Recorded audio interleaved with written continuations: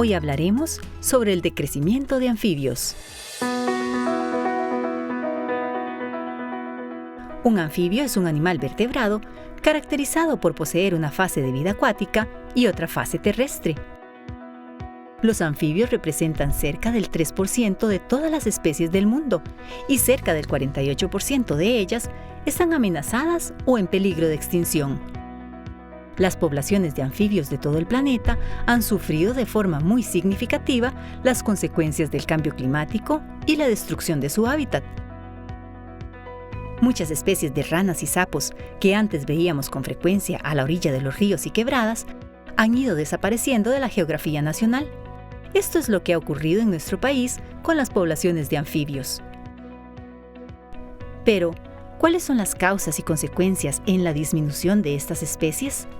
Para conocer más acerca de este tema, nos acompaña el doctor Héctor Zumbado Ulate, docente de la Escuela de Ciencias Biológicas de la Universidad Nacional.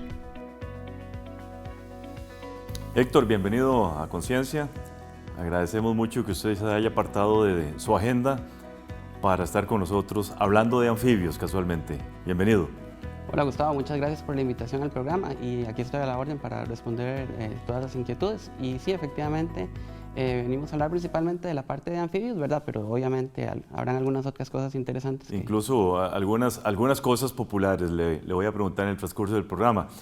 Usted es una de las personas que más sabe de anfibios. Usted recientemente terminó su doctorado, usted es un postdoc. ¿Cómo podemos describir un anfibio? Y métame ahí a los reptiles también, si puede, Héctor. Sí, no, una muy bonita pregunta para comenzar. Y sí, bueno, popularmente, ¿verdad? En biología, vamos a llamar anfibios, ¿verdad? A un grupo de vertebrados terrestres, ¿verdad? O semiterrestres, que realmente se consideran como un grupo intermedio, ¿verdad? Entre peces y los vertebrados terrestres. Y en los vertebrados terrestres vamos a agrupar a lo que serían reptiles, aves y mamíferos. Entonces, bueno, hay ciertas características, ¿verdad?, que hacen que los anfibios sean un grupo como tal único, ¿verdad? Principalmente características que los hacen muy dependientes a vivir cerca del agua, ¿verdad? Por ejemplo, tienen respiración cutánea y esto se debe a que su piel está totalmente libre de estructuras protectoras. Entonces, es una ventaja tener esta respiración a través de la piel, pero necesitan estar muy cerca del agua para que la piel se mantenga húmeda y así realizar la respiración.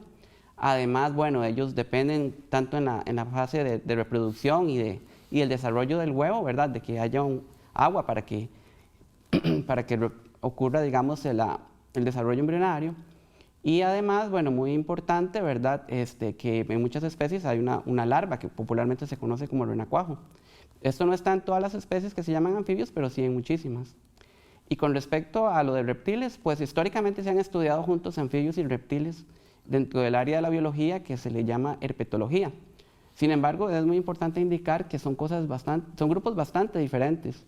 Los anfibios están mucho más cercanos evolutivamente con los peces, principalmente los peces de aleta lobulada, y los reptiles están mucho más cercanos al grupo de mamíferos.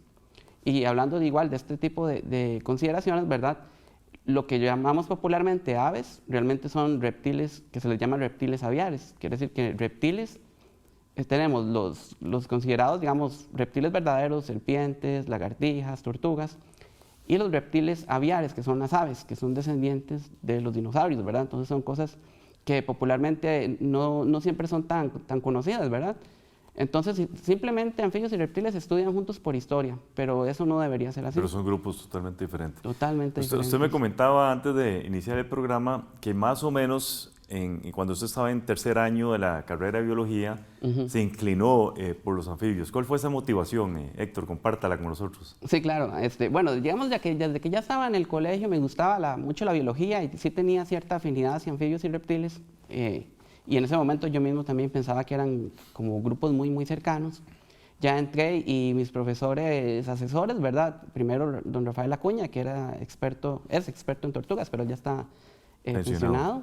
Y luego Federico Bolaños, ¿verdad?, que era un reconocido herpetólogo nacional, me inculcaron muchísimo el conocimiento y motivación para irme por ese lado. Entonces sí, empecé a especializarme más en la parte de herpetología y me iba muy bien, digamos, y ellos igual me daban mucho apoyo, entonces decidí orientarme por ese.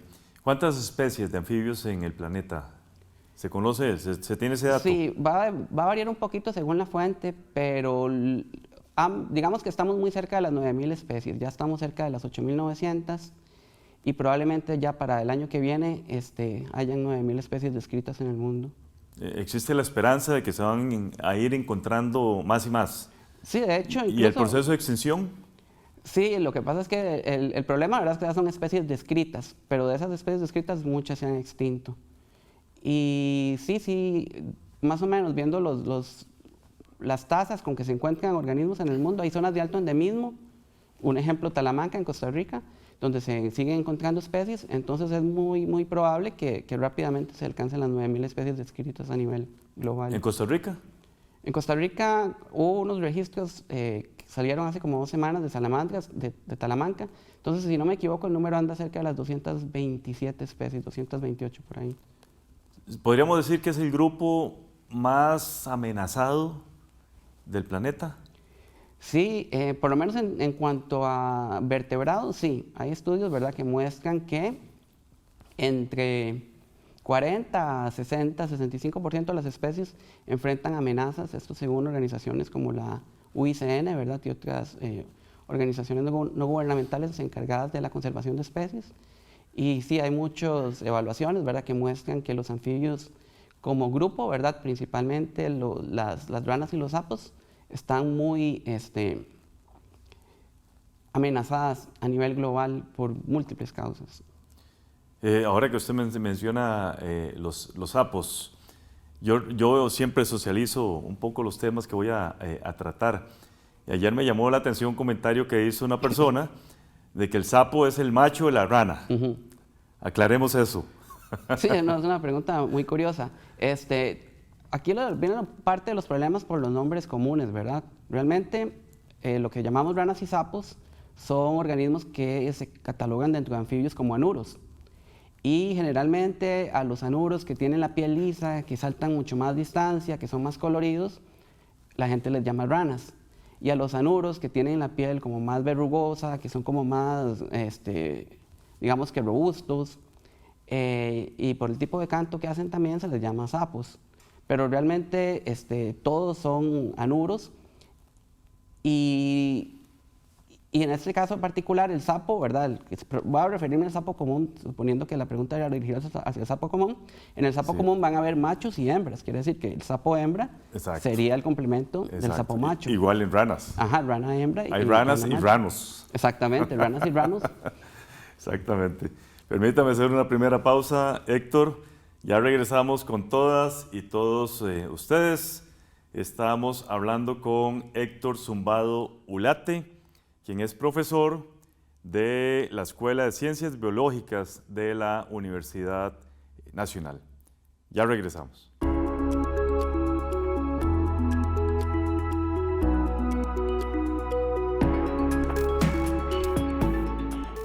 La palabra anfibio proviene del griego y significa ambas vidas o medios, pues su vida transcurre en el medio acuático y el medio terrestre.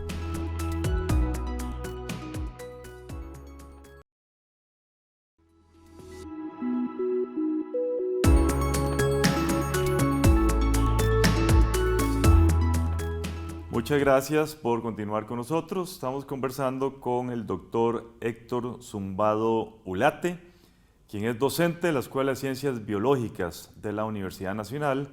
Con él hablamos del decrecimiento de las poblaciones de anfibios en Costa Rica. Casualmente le quiero preguntar al respecto, ¿cuáles son esas principales amenazas que tenemos en Costa Rica que eventualmente llevan al decrecimiento y potencialmente a la extinción de esas especies?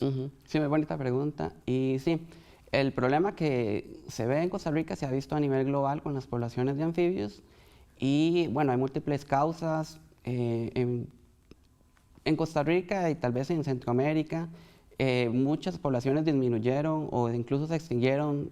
Un gran ejemplo, ¿verdad?, del sapo dorado en Monteverde, en los años de los 80s y de los 90s, ¿verdad? A nivel global, estas fechas pueden cambiar un poco, pero sí, estos fenómenos se dieron en todo el mundo. ¿Qué factor se asocia a ese decrecimiento del sapo dorado particularmente? El del sapo dorado es una combinación de elementos, ¿verdad? Entre enfermedades, principalmente una que no se ha confirmado en el sapo dorado, ¿verdad? Que sería la ocurrencia de un hongo patógeno de anfibios a nivel mundial, y también cambios climáticos, ¿verdad? Que pudieron haber afectado su, digamos que, sensibilidad, ¿verdad? Haciéndolo más propenso a enfermarse, porque su hábitat está conservado. En la mayoría de anfibios, el principal problema para que ellos se extingan o estén amenazados, por supuesto, que es la pérdida de hábitat y fragmentación. Y en este rubro va a incluir la contaminación de ambientes acuáticos, ¿verdad? Porque, como le comentaba al principio, los anfibios son muy dependientes del medio acuático. Y entonces, si se contaminan las fuentes de agua, pues va a haber mortalidad de huevos, de larvas, también de los adultos, ¿verdad? Se va a ver interrumpido el ciclo reproductivo. También se van a ver afectadas muchas de las ítems alimenticios que ellos consumen, ¿verdad? Insectos acuáticos, otro tipo de invertebrados. Entonces, ¿Qué se puede hacer, Héctor? Por ejemplo, en Costa Rica, ¿qué podemos hacer nosotros para revertir esos procesos que conducen a las especies a la extinción? Sí, afortunadamente hay mucho que hacer, ¿verdad? Entonces, bueno, tenemos soluciones de corto plazo, de largo plazo. Corto plazo, por supuesto, incluye lo que sería, pues, aplicar las leyes existentes, ¿verdad? Que regulan un montón lo que sería la destrucción de hábitat, la contaminación en medios acuáticos. Me llama la atención hace unos días que vi en televisión un asunto, ¿verdad? Que no ha sido, hasta donde yo sé, tratado de una contaminación grave que ocurre en el río Siquiares en Alajuela, donde ellos, de repente, los vecinos detectan que las aguas se vuelven negras y aparece una gran mortalidad de peces. Obviamente no solo peces, están muriendo muchos anfibios, muchos invertebrados acuáticos, y no se ha podido rastrear adecuadamente quién es el responsable de esto. Entonces siento yo que tal vez no es falta de voluntad, pero sí hay tal vez mucha burocracia en cuanto a realizar protocolos y monitoreos de protección de cuencas acuáticas. Lo mismo vemos con casos de tala ilegal, ¿verdad? Un problema muy grave para los anfibios es que cuando hay destrucción de bosque, muchos grupos, aves, reptiles, ellos pueden migrar, mamíferos, pero los anfibios están totalmente son dependientes del medio acuático, entonces ellos no se pueden ir. Entonces, si se les destruye el bosque, ellos mueren con el bosque. Si se contamina el río, ellos mueren con el río. Entonces, son organismos muy sensibles a la destrucción de hábitat. Pero también, bueno, y muy importante, los anfibios son muy amenazados por enfermedades. Entonces, es importante, ¿verdad?, cuando la gente los ve en el campo, no manipularlos. Si se ven organismos muertos, pues hacer reportes. Todo eso ayuda muchísimo, ¿verdad?, para hacer monitoreos. Entonces, parte de la conservación, bueno, hacer monitoreos, aplicar las leyes. Muy importante identificar a las comunidades con especies que han logrado sobrevivir. Eso es muy, muy bonito, ¿verdad? Hay especies que se han extinto en todo el país, pero que tal vez queda una o dos poblaciones asociadas a lugares del país donde hay comunidades que tal vez son incluso muy activas en términos de ecología o de protección. Entonces, es muy importante tal vez fomentar, informar, socializar, ¿verdad?, a las comunidades sobre la presencia de estas especies y que ellos participen, ¿verdad?, del proceso de conservación. Ellos mismos pueden colaborar del monitoreo, de reportar si ven organismos enfermos, de alertar, de reportar si se ven turistas tal vez invadiendo lugares donde son sitios de reproducción, ¿verdad? Son cosas que se pueden aplicar. Héctor, en la literatura que usted compartió conmigo, leí que un 40% de las especies de anfibios en Mesoamérica, y aclaro que Mesoamérica es la región central de México hasta el sur de Panamá, han desaparecido. Y esto es alarmante. Esto es alarmante porque la tendencia es a que esto siga ocurriendo. No hay nada que pensemos nosotros que esto se puede revertir. Coméntenos de esta preocupante situación. Sí, muy bien. Cuando hablamos de un 40%, ¿verdad?, que ha desaparecido. Y en los últimos 40 años, ¿verdad? Exactamente. En ese periodo de tiempo, cuando hablamos que han desaparecido, es más bien que ya no las podemos detectar, ¿verdad? No quiero asegurar que se han extinto. Algunas es probable que se hayan extinto, no todas. Y en los últimos años, de hecho, se ha visto la reaparición de algunas de esas especies perdidas, lo cual es bastante interesante. Sí quiero como recalcar que algunos grupos, sí, eso es un 40% de todas las especies de anfibios, pero algunos grupos, por ejemplo, los anfibios, los anuros o ranas, que son muy especialistas en ambientes riparios, En estos grupos incluso el 80 o el 90% de las especies se ha perdido y no tenemos rastro de ellas. Entonces es muy importante porque dependiendo del hábitat ecológico de la especie, así también se ve reflejada su probabilidad de ser detectado o no. Especies muy riparias se han visto muy afectadas, pero especies más arbóreas u otro tipo de especies que tal vez son de ambientes más urbanos, ¿verdad?, aún se mantienen. Y esto debe tener mucho que ver con la sensibilidad de anfibios a los patógenos, principalmente a un hongo que ha sido un gran problema a nivel mundial y que fue su tema de tesis, casualmente. Exactamente. A ver si nos introducimos en ese hongo y la enfermedad que genera en los anfibios. Ok, sí. Yo realicé mi tesis de doctorado en Purdue University con mi profesora asesora, que es una gran profesional, se llama la doctora Catherine Sir, y ella me inculcó muchísimo sobre los estudios de ecología de enfermedades, y yo lo apliqué al modelo de anfibios. Entonces ya yo de la maestría en la UCR había estudiado sobre la detección de este hongo en anfibios del bosque tropical seco de Costa Rica, entonces ya tenía cierta experiencia en la parte de detección. Entonces, una de la parte del estudio del doctorado consistió en realizar una evaluación de la presencia de este hongo en un grupo de especies mesoamericanas del género Craugastor, ¿verdad? Entonces son ranas de río, no tienen así como un nombre particular, un nombre común, y esas se distribuyen de México a Panamá. Entonces realizamos primero una parte de modelos predictivos para establecer en qué zonas de Mesoamérica podían ser más afectadas o habían sido más afectadas por el hongo, y ya luego trabajamos a un nivel local en Costa Rica. Entonces aquí trabajé con 2 especies que aún se mantienen, pero la mayoría de sus poblaciones declinaron en Costa Rica. Estamos hablando de una población que vive en el bosque tropical seco y todas las demás poblaciones del país desaparecieron, y una población que igualmente tenía muchas poblaciones en el sur de Costa Rica, todas desaparecieron y ahora únicamente se encuentra en la región de Punta Burica y Punta Banco. Permítame hacer una pausa ahí para desarrollar el siguiente segmento. Estábamos conversando con Héctor Zumbado sobre pérdida de poblaciones de anfibios, principalmente en Costa Rica. Ya regresamos.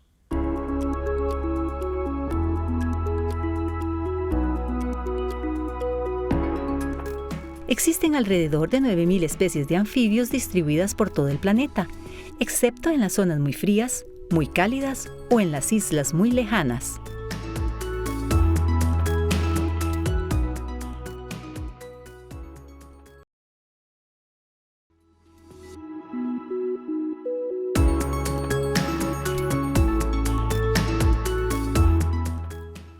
Estamos conversando con Héctor Zumbado sobre pérdida de poblaciones de anfibios en Costa Rica. Terminemos de desarrollar un poquito la metodología y lleguemos a resultados, para que usted pueda compartir cómo se demostró que el hongo es una de las amenazas para esas poblaciones de anfibios. Sí, efectivamente, bueno, como te comentaba, trabajamos con esas 2 especies en Costa Rica, pero también trabajamos con especies en otros ríos donde estas especies habían desaparecido. Entonces nos dedicamos al proceso de la detección del hongo, ¿verdad?, que se realiza a través de, se atrapa la rana en una bolsa, ¿verdad?, y se le hacía un frotis con un aplicador, se tomaban medidas morfométricas y se liberaban los individuos. Ya luego hacíamos la detección en laboratorio a través de una técnica que se llama PCR en tiempo real, que es muy importante porque nos permite cuantificar la cantidad de enfermedad que hay, la cantidad de patógeno. Y entonces realizamos esto, ¿verdad?, con muchas especies de anfibios, pero centrándonos en estas 2 especies que se mantienen en sitios especiales en Costa Rica. Y bueno, parte de las conclusiones que llegamos, ¿verdad?, es que existen sitios, no solo en Costa Rica, sino en el mundo, que se llaman refugios ambientales contra la quitridiomicosis. Y en estos sitios se da una combinación de elementos climáticos, ¿verdad?, a un factor más global y a un factor más local, ciertos tipos de características ambientales que permiten que el hongo, que sí está, pueda coexistir con estos anfibios sin afectarlos del todo o muy poco. Entonces las especies están bien en estos sitios y el hongo como tal no desarrolla la enfermedad, y si lo hiciera es a un nivel que las ranas son capaces de recuperarse. Entonces son lugares donde las poblaciones de ranas están a los niveles históricos que se les conocía. Entonces vamos a ver, el hongo puede estar presente, pero no hay enfermedad. Exactamente. Eso es una posibilidad. También puede haber enfermedad. Exactamente, pueden coexistir. Cuando se da una combinación de factores ambientales que favorece la proliferación del hongo y probablemente que estresan a los anfibios, ellos se contagian de este hongo que es acuático. Y entonces crece sobre la piel, les produce graves efectos en la piel y las especies que son muy sensibles pueden morir. No necesariamente van a morir, pero pueden morir. Y los individuos que sobreviven pues están debilitados, ¿verdad? Generalmente. ¿Cómo están ustedes seguros de que es el hongo? Y podemos pensar que hay múltiples factores también asociados a este proceso de desaparición de especies. Sí, más que todo por estudios de laboratorio. Durante los años 80 y 90, cuando todo esto empezó, sí era posible que investigadores en el campo encontraran muchas ranas muertas en el campo. Ellos las recolectaban, en este momento no se sabía la existencia del hongo, y se veía que tenían lesiones en la piel que correspondían con un hongo que había sido identificado exactamente en la piel. Se empezaron a hacer correlaciones, ya luego pasaron a estudios de laboratorio donde se cultivaba el hongo, se aplicaba en organismos sanos y se demostraba que sí causaba estas lesiones. Entonces en ese momento sí se demostraba que el hongo era capaz de matar al anfibio. Pero estudios posteriores, tanto en campo como en laboratorio, ya demostraron la manera como las ranas se infectaban a través de su existencia en el agua, ya fuera por contacto con otras ranas o simplemente por estar en el agua. Este hongo produce esporas acuáticas, ellas se infectaban y se veía que sí, que había especies muy sensibles que se morían muy rápido y otras que eran capaces de soportar más tiempo, algunas incluso que no les pasaba nada, creándose el asunto de los reservorios, ¿verdad? Especies que son capaces de mantener el hongo en el ambiente porque no les pasa nada. Entonces el hongo puede crecer sobre ellas, no les pasa nada y ellas incluso podrían utilizarlo, entre comillas, como un arma para disminuir la competencia con otros anfibios. ¿Qué se puede hacer, Héctor? Conociendo, digamos, la relación directa del hongo con patogenicidad, ¿qué se puede hacer? ¿No hay tratamiento? ¿No hay nada que hacer? No hay tratamiento. O sea, sí podemos. El hongo es muy susceptible a temperaturas altas y a poca humedad, pero eso es inviable en el campo. Entonces, lo que se puede hacer es, bueno, es evitar la manipulación. Las ranas, esto ocurrió en los 80, se han ido recuperando muy bien. Sin embargo, hay cepas en el mundo. Entonces, es importante controlar o evitar al máximo lo que es el tráfico ilegal, ¿verdad? Pero a la vez controlar mucho el comercio, que los organismos vengan ya con pruebas, ¿verdad? Demostrando que no traen el patógeno, porque si se introdujera otra cepa en Costa Rica, sí podría ser un gran problema. Los individuos actuales ya están totalmente adaptados probablemente a la cepa que está en toda esta región de Mesoamérica. Hacer investigación es fundamental para generar estrategias de conservación. Coméntenos un poquito en eso que surge a partir de sus estudios. Sí, claro, es muy importante la investigación porque con la investigación, bueno, creamos metodologías más efectivas para la toma de muestras, también mejorar los métodos, ¿verdad? Que sean totalmente no invasivos, de manera que no haya ningún daño sobre el organismo. Además, bueno, lo que es la socialización de los resultados, comentarle a la población, ¿verdad?, sobre las especies que tenemos, la riqueza, cómo protegerlas, no solo la investigación en sí, sino la parte de extensión, llegar a las comunidades y comentarles todo lo que tienen, cómo ayudar en esto. Igualmente, nosotros aprendemos muchos métodos en el laboratorio, en el campo, y es muy importante aplicarlos en la docencia, ¿verdad?, porque los estudiantes son los futuros profesionales y es muy importante pues darle todas las herramientas que nosotros tenemos para que ellos continúen con la labor de la conservación. Y hay mucha motivación en los estudiantes actuales y es muy importante pues que como tal los profesores dediquemos nuestro máximo esfuerzo en incluirlos en nuestros proyectos de investigación, pero también en enseñarles todos nuestros conocimientos a través de la docencia. Sí, eso es muy importante, la acción social acompañando el proceso de investigación. ¿Qué está investigando usted actualmente, Héctor? Bueno, acabo de regresar al país, estuve en un postdoctorado por varios años, entonces en este momento pues estoy en la fase de registrar proyectos y participar por fondos concursables, pero sí ya tengo varias propuestas, principalmente con estudios de estudiar la biogeografía y diversidad de las especies de anfibios y reptiles en Costa Rica, que sería un megaproyecto, ¿verdad?, que por supuesto incluye el monitoreo de estas especies amenazadas, pero también determinar cuáles son las zonas en Costa Rica con mayor endemismo, cuáles son las zonas con más vacíos de información, y todo esto lo realizamos a través, algo muy interesante, ¿verdad?, a través de modelos predictivos en computación con datos ya tomados. Entonces no es la parte de campo, es más que todo para validar los resultados que obtenemos en la parte del análisis computacional. Excelente. Muchísimas gracias, Héctor, y desde luego muchos éxitos en sus futuras investigaciones. Muchas gracias. Gracias también a todas y todos ustedes. Continúen con la programación de Canal 15 UCR, no sin antes ver nuestra sección Conceptos. Hola, nos encontramos de nuevo en este segmento que hemos llamado Conceptos. Soy Catalina Lao y voy a definir lo que dijo nuestro invitado aquí. Con los peces, principalmente los peces de aleta lobulada, y los reptiles están mucho más... Los peces de aleta lobulada forman una clase de peces óseos que tienen las aletas carnosas y en forma de lóbulo que están unidas al cuerpo por una serie de huesos. Estas aletas evolucionaron en piernas en los anfibios, los primeros vertebrados de la Tierra. Esto es lo que señala el investigador al utilizar este concepto y comparar la línea evolutiva de los anfibios con la de los reptiles. Pero también el investigador nos dijo que son muy especialistas en ambientes riparios. En estos grupos incluso... Ambiente ripario se conoce como la franja de transición entre un cuerpo de agua, río, arroyo, lago, etc., y el entorno terrestre. Se conoce también como vegetación de ribera. Estos ambientes son muy importantes para la salud de los ecosistemas acuáticos y terrestres, ya que generan hábitats y regulan el flujo y la calidad del agua. El investigador usa este concepto cuando se refiere a la disminución que ha sufrido la población de ranas que habitan cerca de los ríos. Esto fue Conceptos. Les invito a acompañarnos en el próximo programa de Conciencia para seguir definiendo más palabras. No olviden visitar nuestras páginas de Facebook y YouTube. Hasta la próxima.